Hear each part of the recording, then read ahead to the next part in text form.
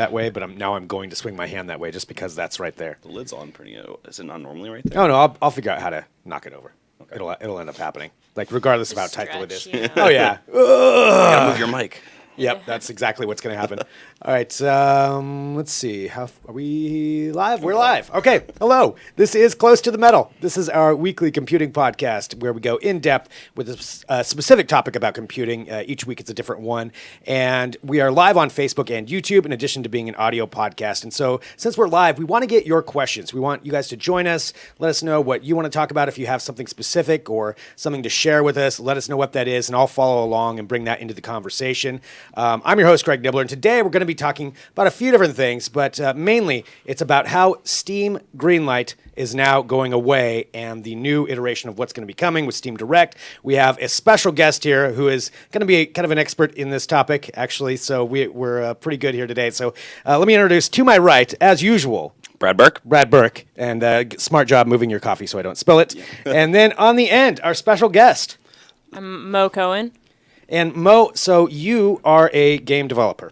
Right. Yes. You are that. Sure am. Which is more than Brad or I are. So it's awesome to have you in here. And so what we want to do is kind of talk about your game and your experience getting that in Steam, and maybe we'll just start from the beginning. So what game did you develop? Okay, I'm making a game. It's called Queer Quest, all in a gay's work. It's sort of like if you ever 90s point-and-click adventure games, it's like a really gay Monkey's Island meets like a feminist Leisure Suit Larry. Okay.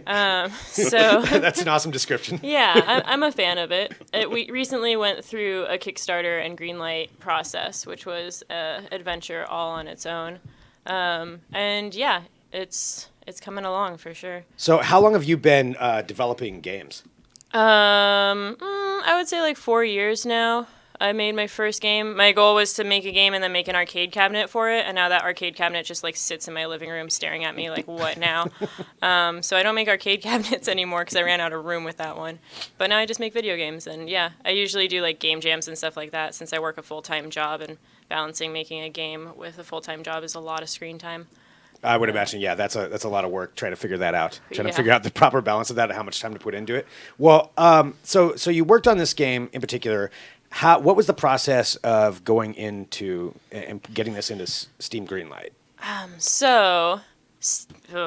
It was a hot mess personally because I was running my first Kickstarter, and running a Kickstarter is just like it's its own full-time job on top of, again, my full-time job, which I'm sure noticed that I wasn't paying as much attention as usual. And then Steam Greenlight is its own sort of beast because it's very not transparent. You don't really know what will get you in and what won't. Like there's some basics, like you pay a fee that goes to a donation. It's like $100 to like Children's Hospital, which is cool, awesome. That's a fine barrier. And then you let all these strangers called like the Greenlight community, which is like a really vague term because I don't know anything about them other than they hang out on Greenlight and I can look at what games they play, which is terrible for me because if someone would say a mean comment, I would just look at what games they play and be like, well, of course, you spent 1,000 hours playing this game and saying mean stuff to me. Oh, yeah, you probably have to get used to that, I would imagine. Yeah, totally. I'm really good at ignoring people now. It's a great skill in life. But basically, I just like threw my stuff in there about 2 weeks into Kickstarter being like, okay, like this will help attract attention to the Kickstarter, which it sort of did, but it also brought some negative attention to it. A lot of people on Greenlight were like, oh, your Kickstarter's going to fail. And I was like, yeah, but money-wise doesn't mean that's always failing. Like it succeeded in other ways, but Greenlight just kind of looks at the face value. It's kind of like Tinder for games. So someone will like be on Greenlight and be like, yeah, I want to play this game. No, I don't want to play this game. I'll look at one picture. I'll watch all of the videos. I'll really read the profile. I won't read the profile. So these people are making like snap decisions. And I think at the end I had like about 1,000 views on my Greenlight campaign. It took 3 months to get through. There were like 60% of people out of that 1,000 voted, so like 600 people. 60% of that, I think, voted for no. So more people voted no than yes, but they look at the yes votes. They don't look at the no votes, but they don't say how many yes votes or what proportion of yes votes gets you in. And I emailed Steam all the time. I think that the support people hated me by the end, being like, hey, like, how do I know that, you know, you aren't secretly, like, being biased because it's hidden behind all these curtains? And I don't know, like, for my example was if you search, like, LGBT or queer on Steam you see, like, 11 games, and half of them are read-only memory. which is an awesome game. But like 7 games a day get released on Steam Greenlight, so it's kind of like, okay, if all these games are getting released, how come I'm not seeing more games like this? Because I know people who are making games like this. Like, where are they? Where's that barrier? Are they just releasing on itch or somewhere else because they don't want to deal with Steam Greenlight, which could very well be the case. That was quite a lot of rambling. What else can I say about Steam Greenlight? It was Well, let's. yeah. All right, Brad. So I know like you want to talk wandered about the game maybe a little bit more, or Yeah, I mean, well, I think it's interesting that you're saying that this Greenlight is sort of like, it is just like put your game up there and we'll call you, we'll let you know. Like that was something that really struck me reading about the description. Do you think that's one of the bigger problems with Greenlight in general, and maybe why it's sort of heading out? It's tricky. I think that Steam and Valve just wants to avoid liability. So by keeping it opaque, they can say, like, we didn't discriminate against you because you don't know the process. Which, I mean, like, I don't know if they're discriminating. I'm not going to be like, oh my God, Steam doesn't like gay games. Like, I'm not saying that whatsoever. But I am saying that they're keeping it vague so that we can't figure out, you know, what makes a successful game. Which, I mean, I think also they don't know what makes a successful game, and that's kind of the trouble. Like, Steam Greenlight was good in that it brought a lot of harder to find stuff available, but that also flooded the market with a bunch of like clones and a bunch of games that no one actually wants to play, that just like pulls in money, and they're not really games, they're like copycats, or, you know, they're just ripping off something else and throwing it in there. Yeah, it's a bunch of garbage, and it floods the market, so it's harder to find all the cool little weird indie stuff that's happening underneath that layer.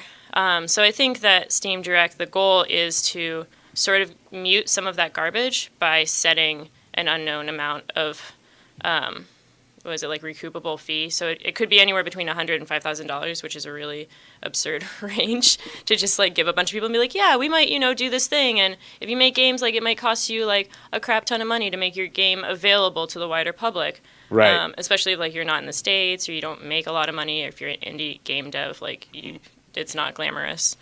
Well, and we're going to get into that too, the replacement of what Steam is going to bring to replace Greenlight. I'm curious for people watching also, you know, have you bought a game off Greenlight? Maybe you're a developer and you put one up there. I'd be curious to know your experience. So if you're watching on Facebook or YouTube right now, feel free to drop those comments in there and let us know. So Brad, what else about Greenlight did you want to bring up? Because I know you've obviously, you know, you're a gamer. You use Steam. Have you bought a lot of games off of Greenlight? You know, I've gone through there sometimes and sort of picked out games and said, like, oh, this looks neat. Or if somebody shares it, you know, with me, I'll take a look. Mm-hmm. I can't say it's something that, like you said, that I've gone through Tinder-wise and just sort of like, oh, that game looks good. Oh, that I game like that looks description. Bad. Like, yeah. That's how it feels. There is a lot of, you know, continued marketing basically involved with that, because you said it took about 3 months, and that entire time you're just sort of wondering, you know, what's going on, and you know, how is that, like, how do Patreon and Kickstarter are good ways to explore that too, right? Yeah, so all of the articles that I read to prepare myself for Greenlight said that advertising and telling people about Greenlight has very little impact, and that you're just kind of like toss to the wolves, let the Greenlight community hash it out, and then Steam will mysteriously one day flip the switch, maybe. So like games that are similar to mine, so Read Only Memories and My Ex-Boyfriend is a Space Tyrant, both took a year to get greenlit, and both had like hundreds and hundreds and hundreds of comments. Read Only Memories had like 300. My Ex-Boyfriend is a Space Tyrant had like 700, but it has like men with abs and packages and stuff, so it's a little more risque, so Greenlight community has more to say about that. But my game, the Greenlight process did change a little bit, where it doesn't take a year to get Greenlit anymore, because that was like absurd and exhausting. I think it normally takes about 2 months now, so I had like kind of forgotten about it by the time that I got the email that I was greenlit.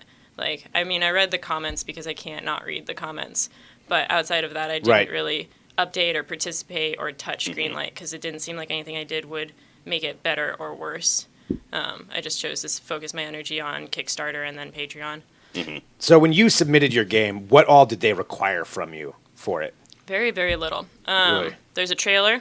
And the trailer is really what makes it, because that's what people look at. They're like, oh, would I play this? Yes or no? Is there playable footage instead of a screenshot? Because you can fake a screenshot.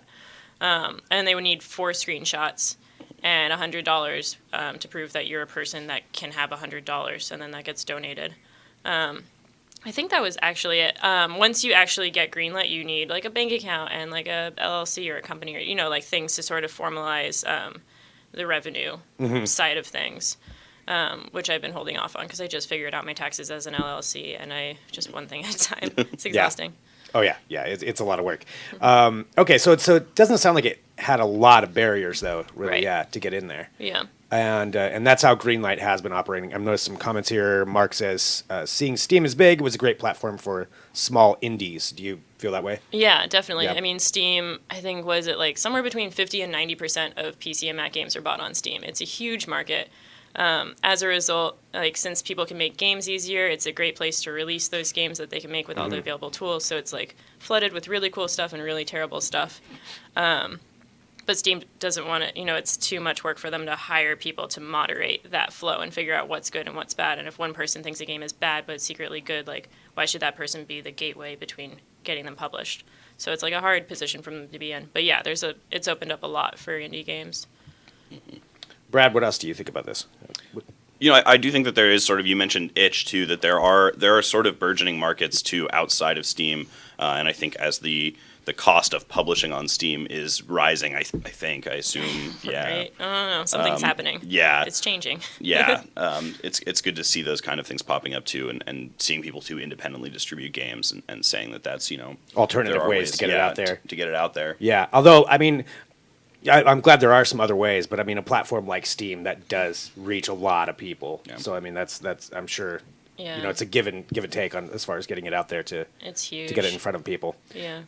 So now that Steam Greenlight, and here's what the announcement was, that Steam Greenlight is going to be going away, and they're working on this new system for Steam Direct. And again, we're live right now on YouTube and Facebook, so I really would love to hear some feedback as far as anybody out there, if you're a game developer or if you play a lot of games on Steam or Greenlight, or you like finding indie games and finding things that you're not going to find a lot of other places and giving people a chance, what you think about this and where we're going with it. So we kind of got the rundown on how Greenlight worked.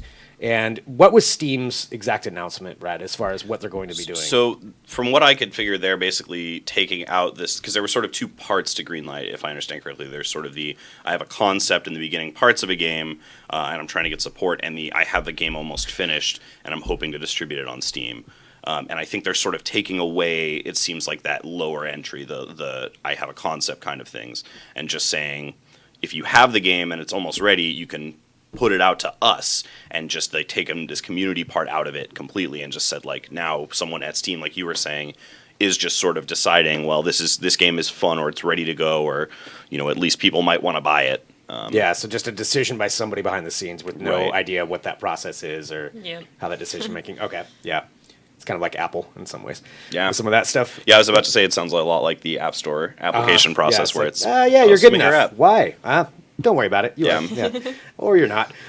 So that's how that worked. But with Steam Direct, let's get into maybe some of the details about how that would work. So whether it's going to be better, worse, what the process is going to be like switching to this. And maybe from a developer standpoint, what do you think? I mean, it's still so vague. If it's $5,000 to submit a game, then it's going to be worse, because that's how much I spend a year making a game, because it's very shoestring already. Well, and I think, and that's part of it. It's just, the idea that, you either are going to have to pay this fee. They don't know what the fee is going to be. I did see that. They're kind of putting it out to people just to decide what's a fair fee to charge. And it was like anything from like $100 to $5,000 or something like that. Yeah, exactly. Along those lines. So $5,000, that's a lot of money if you're just trying to come up with a game, if you're just starting.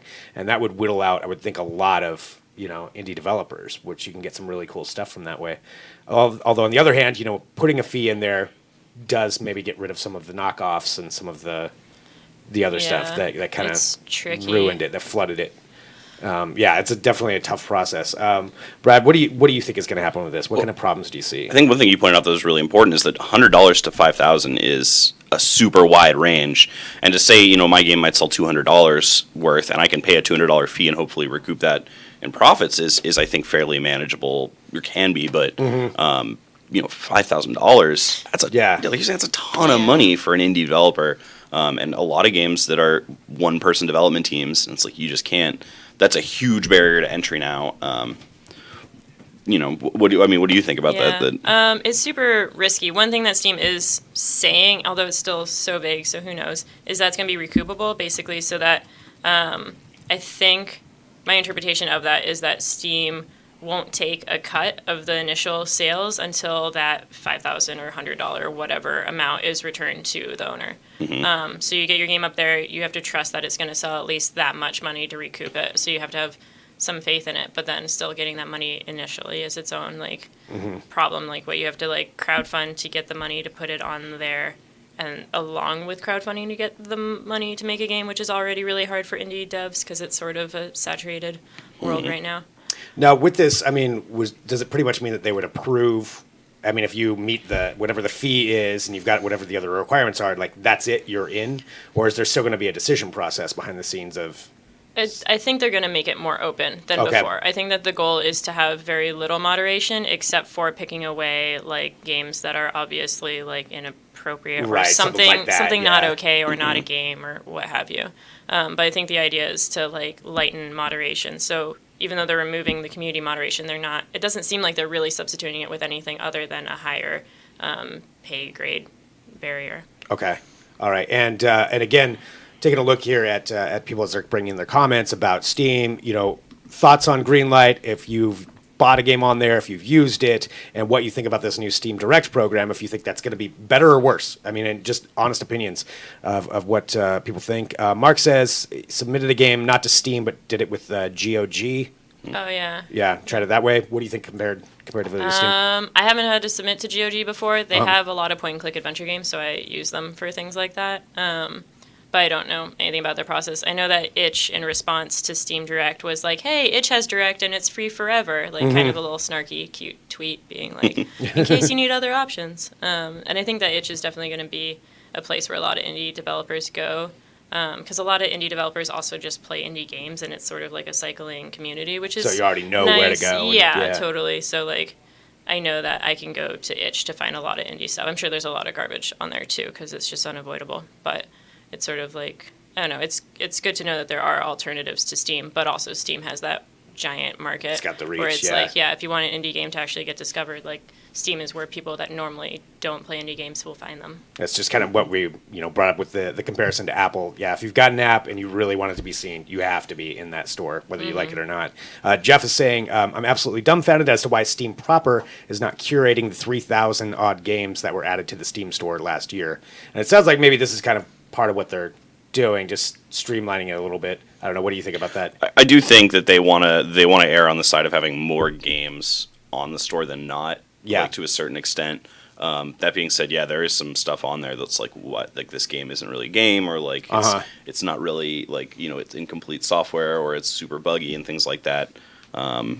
But there are also, I think there are a lot of things that pop up on Steam that end up being really fun, like this game Bad Rats that is often on sale for like 9 cents. And it doesn't really work quite right, but people love it. And there's sort of a joke there that you buy 18 copies of it and give them to all your friends when it gets to 8 cents a piece or whatever. And I do think that there's a certain value to just bringing everybody in. But it seems like this is maybe that many games being on there. Yeah, I mean it's easy to see a game you're not interested in and just keep walking. Like, I don't think that's. I think they've tried to take Swipe strides left. right. They're trying to make their discoverability better. Like, I feel like the tagging system has improved and things like that, so you can start to see games that you would like, but also it cycles the same content a lot considering how many games there are on Steam. Like 7 games a day is absurd. Yeah, that's a lot of new terrifying. content coming up there.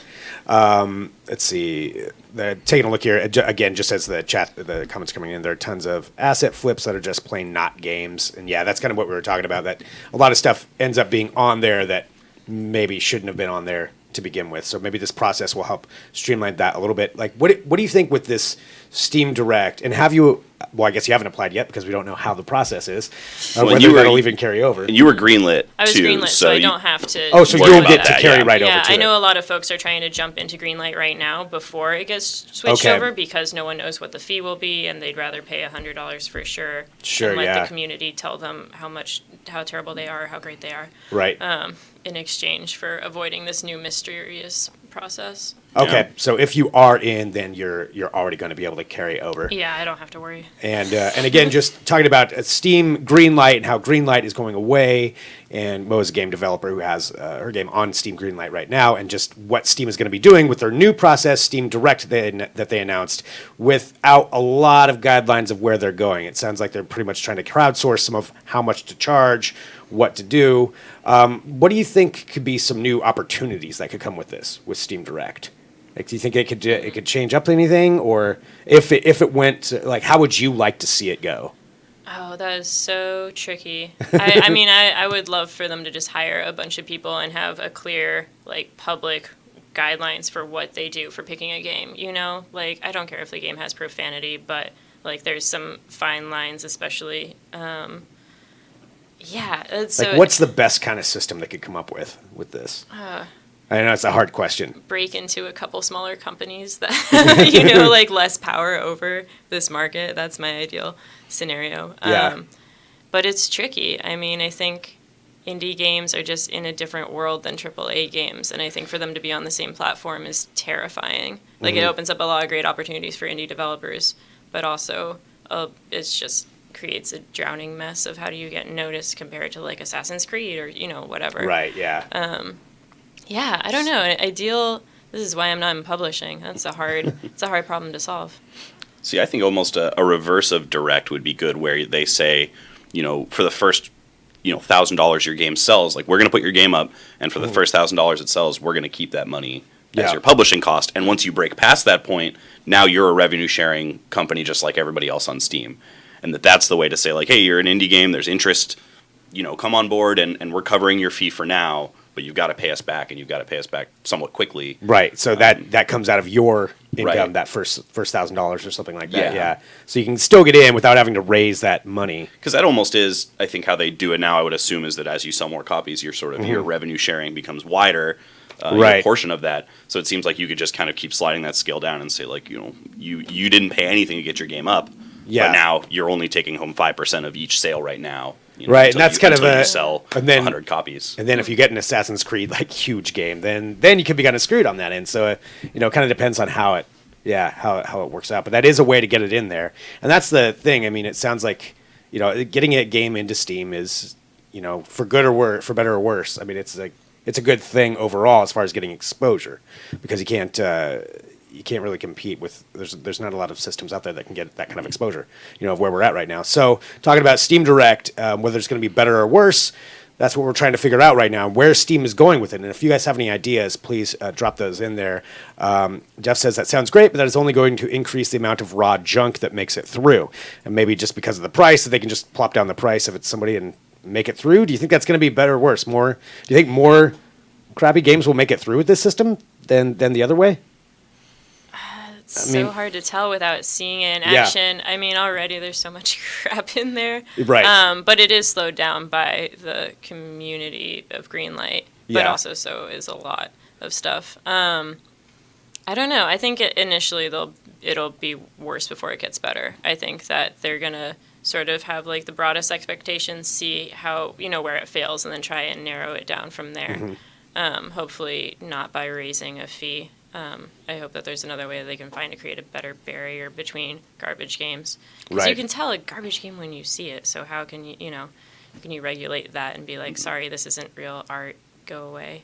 Yeah, yeah, to have some kind of a process behind the scenes of what they're going to do, and like regulations of just telling everybody this is what we're looking for. If you do this, you will not be allowed in. Yeah. Like some kind of barrier, which could be tricky in its own right too, because then you never know what their barriers are going to be. Although I do think Steam has some of those sort of standards already and says, like, sort of this stuff is out of bounds, but I don't know if that's It's as much very on vague. the... There's yeah. so much bad. Like, there's stuff that looks like you just made it, like, as your first game in, like, a Unity tutorial, where, like, no, you know, just, like, yeah, just really low quality stuff. And, like, people download and play them and try them. So it's kind of like, does that give them value?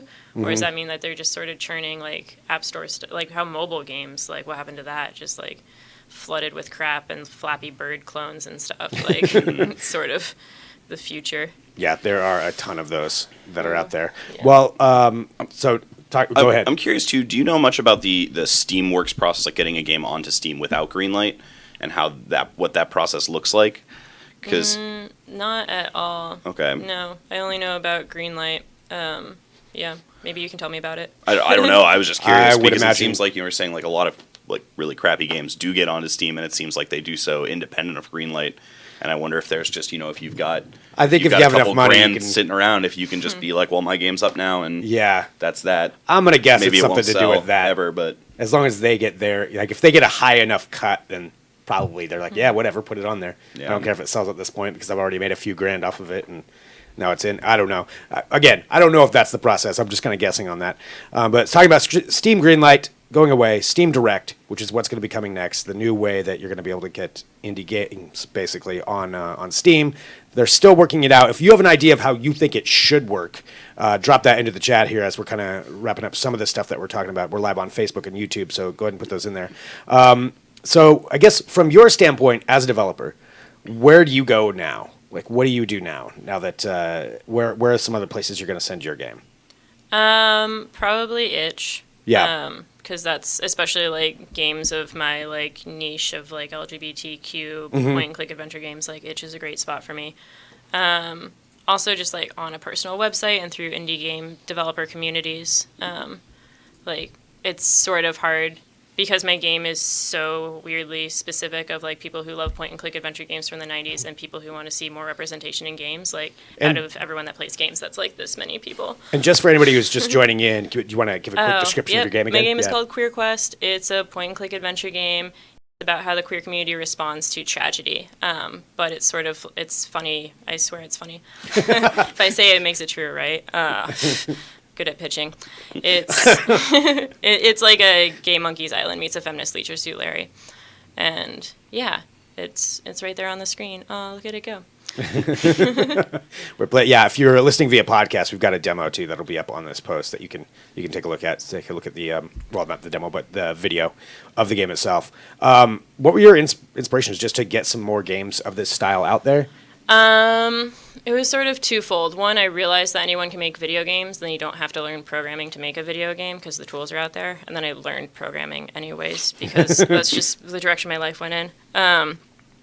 And two, it was actually this like protest in Portland, like years and years ago. There was like a gay couple got attacked in like Chinatown, and so the community's response was to hold hands across the Hawthorne Bridge. And I thought that was really stupid because it didn't do anything, at least for me. But I also didn't go because my opinion on protests has changed drastically since then. But I was like, oh, like I'll make a game, and that game will be protest, and it'll be really about like what protest is like. And then like 3 years of planning this game, 1 year of developing, and now protest means a whole different range of things. And I'm like, oh, like, okay, like I understand the importance of holding hands across a bridge, even if it doesn't have the same effect as planting a tree might or something like that. So that's sort of where the game stemmed from. It's also just like heavily influenced by my friends and community and things that I never see in video games. Like, I can make boob jokes and it's okay. Yeah. Like, it's not offensive. That's an interesting approach coming from a protest standpoint. Yeah, and that's what inspired the game originally.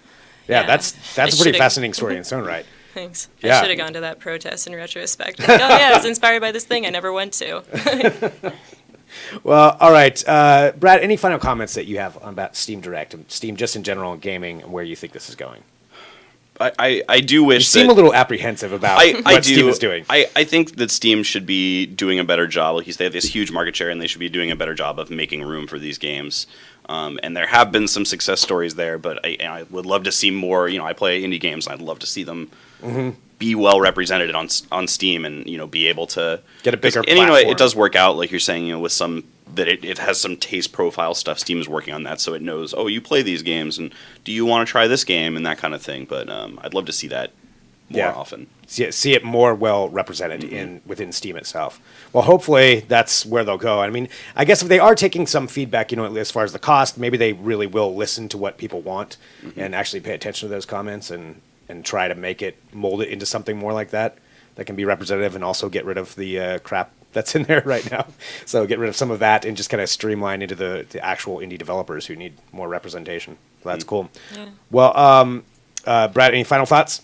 You good? Okay. Well, Mo, thank you so much for joining us today. This is a really interesting look at how you develop a game, because I have no idea how that process works. Yeah, I figured it out. Yeah, and you had to go through it. Well, definitely check out Queer Quest on Steam right now. So Greenlight is still there right now. Yes. And so until they replace it, and either way, your game's already kind of grandfathered in. So it's passed. It's in. So you can check out the game on Steam and continue this conversation. So this video is going to go up on Facebook and YouTube, and continue the conversation in the comments to what you would like to see Steam do, because I think it's an important thing to keep on talking about. And also, we have an audio podcast of this. This is Close to the Metal. This is our weekly computing podcast. It's up on iTunes and Stitcher, wherever you get your podcasts. Subscribe on there, and then you can take it with you. And you can always send us an email, podcast@digitaltrends.com. And join us every week. We're live here from DT headquarters in Portland at 10 a.m. Pacific time, and you can join in with whatever the topic is. We've always got something different that we're talking about, and would love to have you in. So we'll talk to you next week with another episode.